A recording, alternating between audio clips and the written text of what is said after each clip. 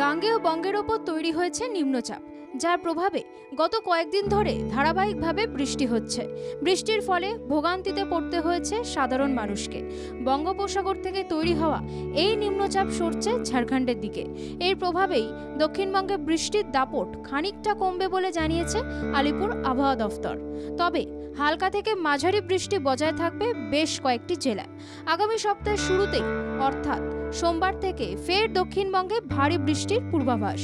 বজ্রবিদ্যুৎ সহ বিক্ষিপ্ত হালকা বৃষ্টি হবে পূর্ব ও পশ্চিম বর্ধমান, পশ্চিম মেদিনীপুর, বাঁকুড়া, পুরুলিয়া, বীরভূম এবং মুর্শিদাবাদে। শুক্রবার কলকাতার সর্বনিম্ন তাপমাত্রা 26.1 ডিগ্রি সেলসিয়াস। শনিবার ও রবিবার দক্ষিণবঙ্গে বৃষ্টির দাপট আরও খানিকটা কমবে বলেই জানিয়েছে হাওয়া অফিস।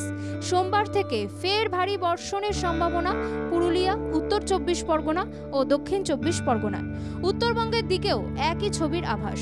শনিবার বৃষ্টির প্রভাব কিছুটা হালকা হলেও রবিবার থেকে ফের বাড়বে বৃষ্টি। বিশেষ করে দার্জিলিং, কালিম্পং, জলপাইগুড়ি, কোচবিহার এবং আলিপুরদুয়ার জেলাগুলিতে রবিবার থেকে ভারী বৃষ্টির সতর্কতা জারি করা হয়েছে। উত্তর দিনাজপুরেও ভারী বৃষ্টি হবে মঙ্গলবার থেকে। টানা বৃষ্টিতে ভাসবে উত্তরবঙ্গের বিস্তীর্ণ এলাকা। ব্যুরো রিপোর্ট, বাংলা জাগো।